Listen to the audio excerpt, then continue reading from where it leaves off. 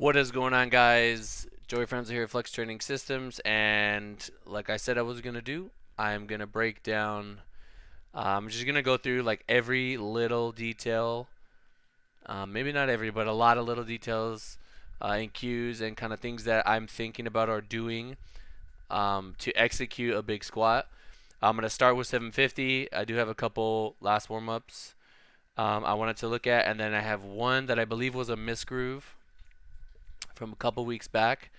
Um, just to kind of show you guys like the smallest little error, and like that I can detect it once I know how I need to squat. If there's ever any little thing, I can really find out whether it was a misgroove or strength. Usually, if your strength is off, you're gonna misgroove, but if you can have your technique perfect, you should be able to hit big weights no problem. Somebody asked me, hey, what cues or things do you think of when you squat? And I told them I don't really think. I don't like thinking about my squat, honestly. I think my squat is I don't really need to improve it much in my opinion. As far as like technique goes, there are little things here and there that I'm just gonna have to live with. There a long time ago, I used to have this really bad problem with the bar rolling. And I got it to the point where I'm really happy with it, and then I just stopped thinking about it because I mean that's how I do it. I know some people say that your technique is never finished, and you should always try to improve it. Like, I mean that goes without saying, but I'm not gonna sit here and reevaluate what kind of shoes I should be wearing and things like that. Yeah, I'm gonna change the frame to something maybe a little bit better to look at. Okay, so at this point, right?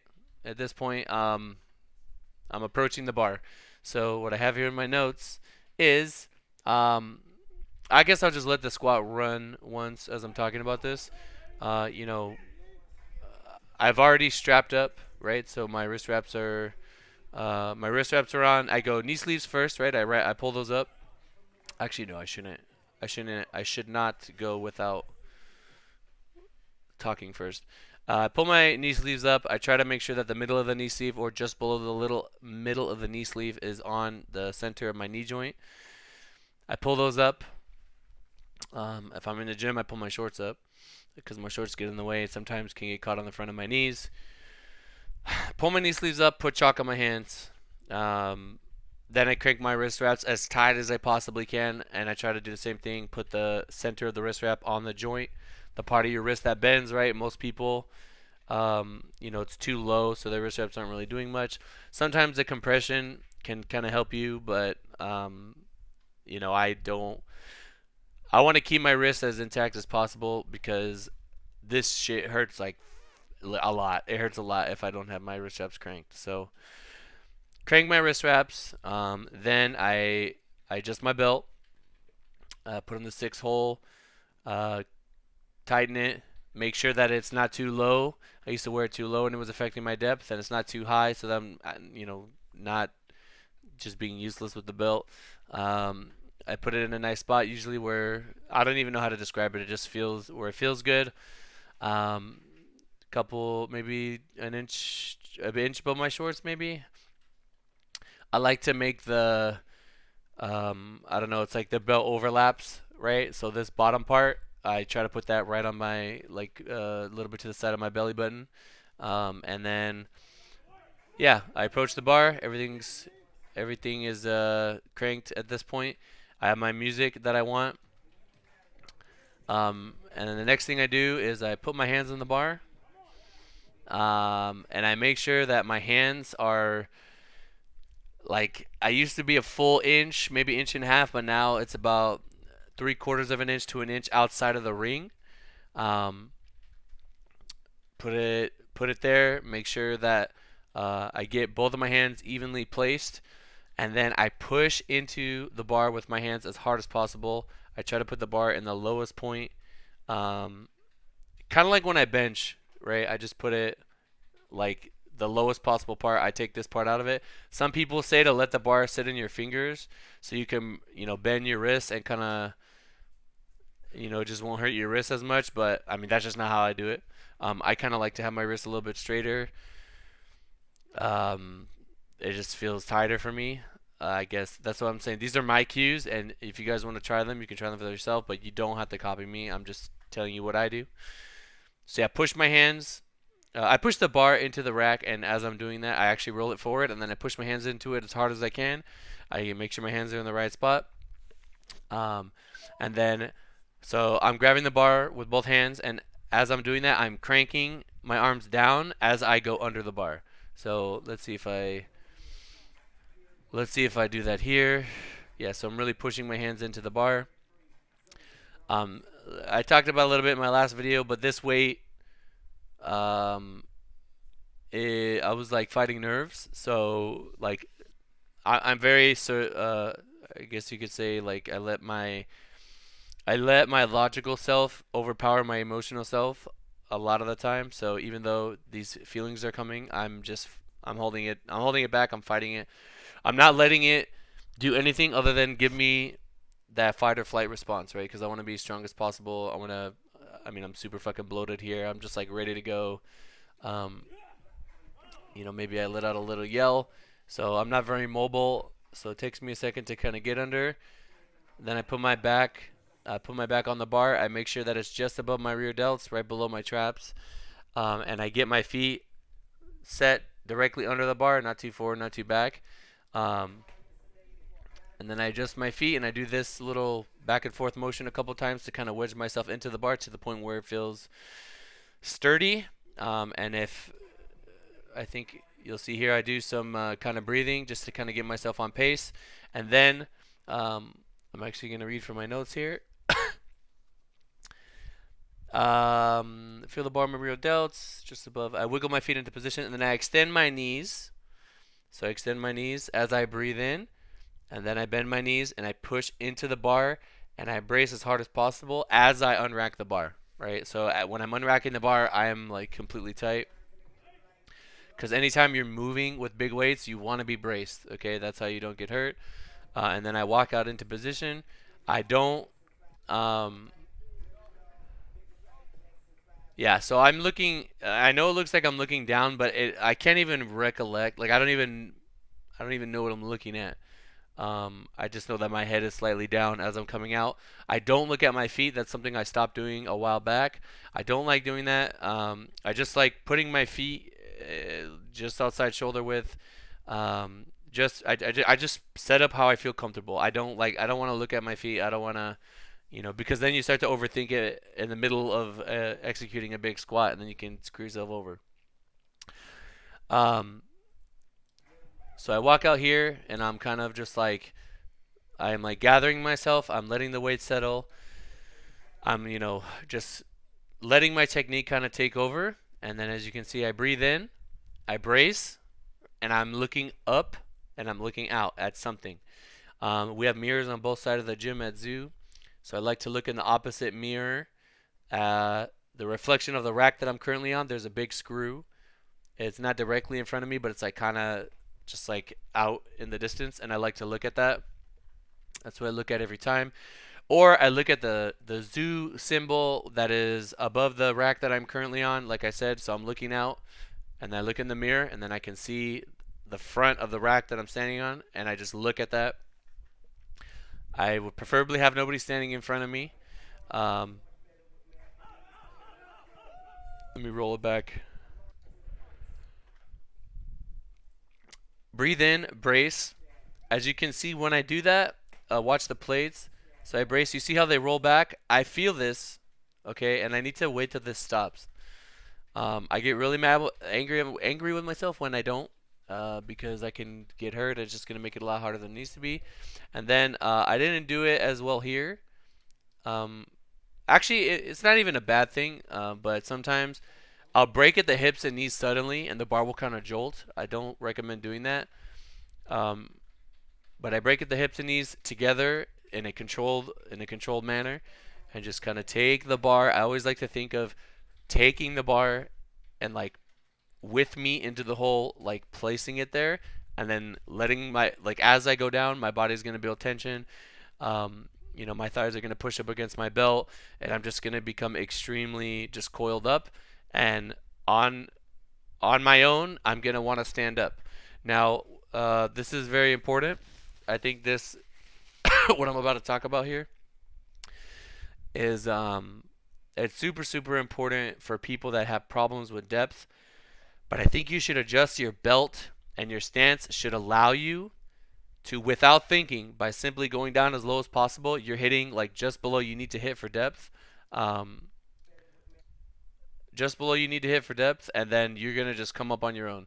So whenever people have problems with hitting depth, I tell them you want to be as wide as you possibly need to go to just hit enough depth. As you can see on my leg, there's sort of a downward. It's like a downward slope, and the camera's above me, so that's how you know that we're getting this right. If you're here, you're not at depth. If you're here, then the hips below the top of the knee, and you're good. Um, so yeah, carry the weight into the hole. This is 750 pounds. This is the Alika bar. It is gonna bend a little bit, so it is gonna be handled more like the OPB, maybe with about 545, and then everything is kind of going to. It reminds me of knee wraps. When I did knee wraps many many years ago, you hit the bottom, and then the knee wraps kind of just take you up. That's kind of what's happening here. The tension on my knees from the knee sleeves, my body just pressing up against my belt and itself.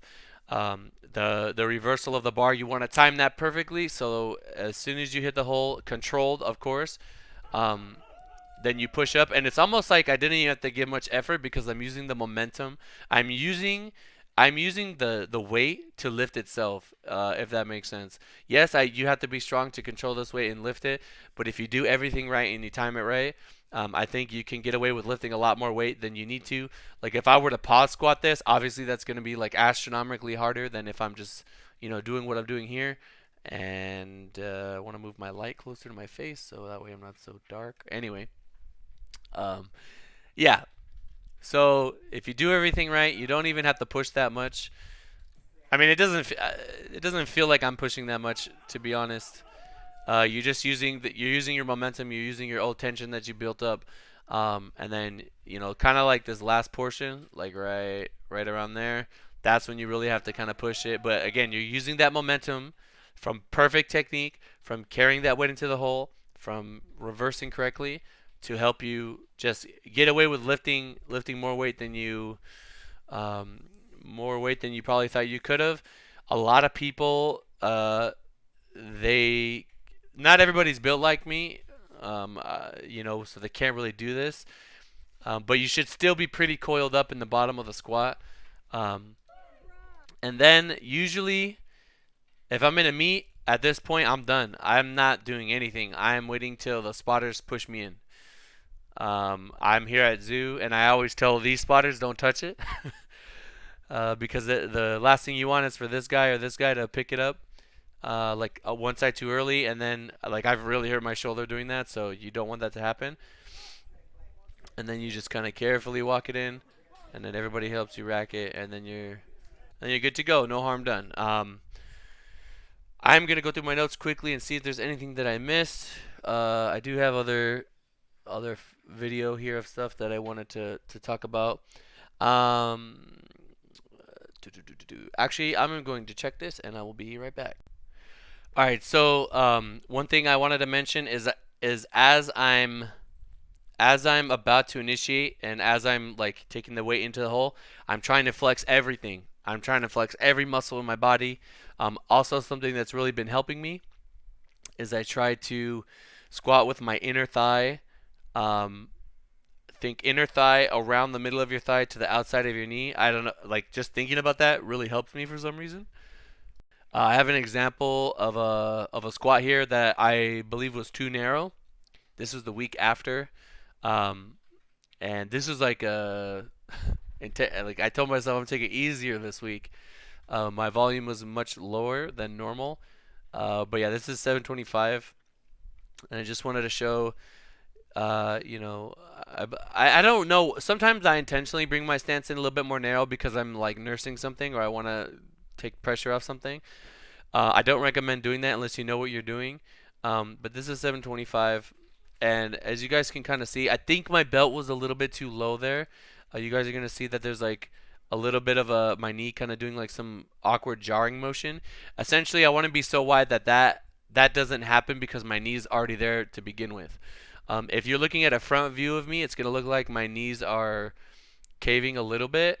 And like guys, if your knees cave, angle your feet out, and it's not gonna cave, and nobody's gonna tell you shit anymore. Um, so the whole fucking knee cave, my knees essentially cave, but because of the angle and the way that they're set up, you don't really see it. It's not that much of a problem, and I think people over obsessive about it too much. Um, but yeah, that definitely, didn't feel like I did a perfect execution there. Although it's very minor, I can detect it. Sometimes your belt is too narrow. Maybe my pants are a little bit too bunched up, so I'm having some weirdness when trying to hit the hole. Um, and then the last squat that I wanted to show you guys was the 705 from 2 days ago. If you follow me on Instagram, you guys probably already know this. Probably already saw this, but I'm not trying to make excuses, but I mean, it is what it is. I got food poisoning. I didn't eat for a day. I'm basically a day behind on recovery. Um, but I told myself, I will show you guys the 675 before, but I told myself, if I don't take this weight and I don't feel something tough, then when I am strong and I can hit something, I don't want to deal with the way that heavyweight is going to feel if I skip it. Also, um, I only have one low bar squat day a week, so each day is that much more important. Like each single day is more important rather than if I had five. I mean, nobody squats 5 days a week, right? 3 days a week. You know what I mean? So I'm like, I got to do as much as I can.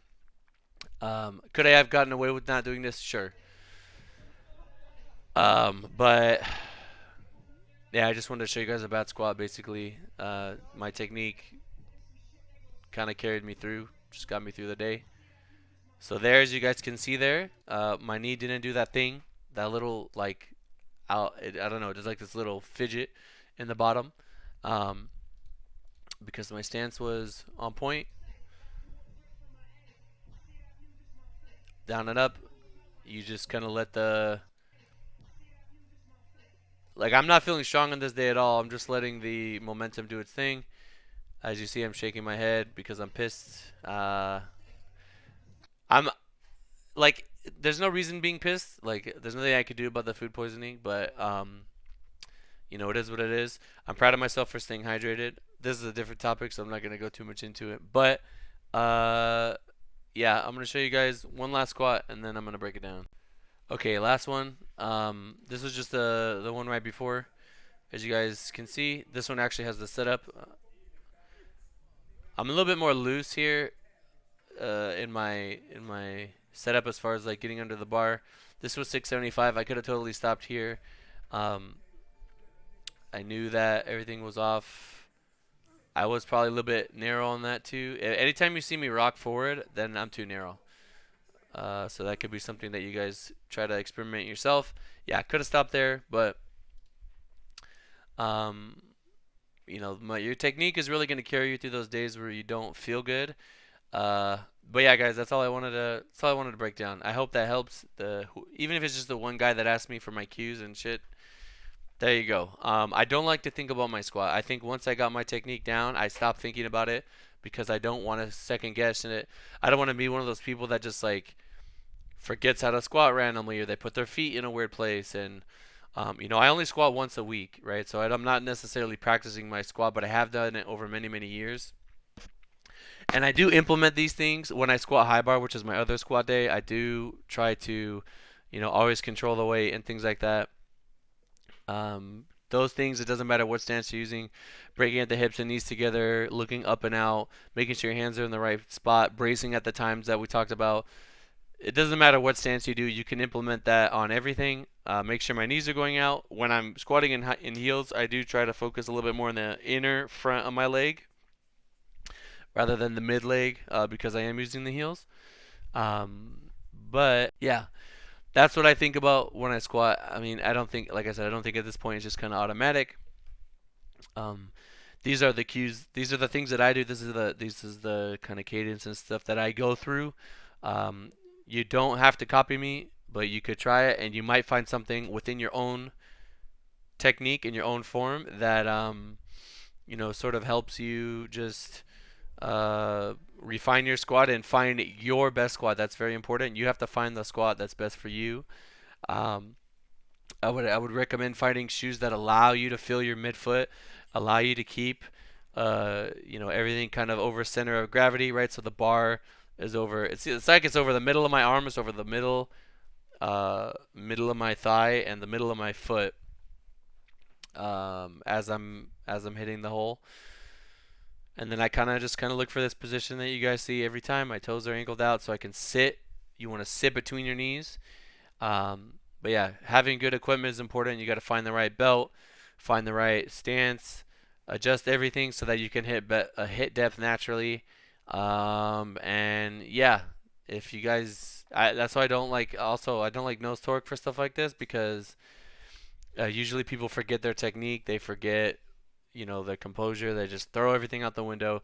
Especially if you're trying to implement new technique, I absolutely do not recommend taking any kind of thing that's going to make you psycho. You just want to focus on what you need to do. And yeah, focusing and breathing, just staying calm. It's a technique I use throughout many endeavors in my life, and it works on squats too. If you guys made it this far, uh, hashtag big squats in the comments below. And yeah, thank you guys so much for watching, and I'll talk to you guys in the next one. I hope you're able to take something away from it.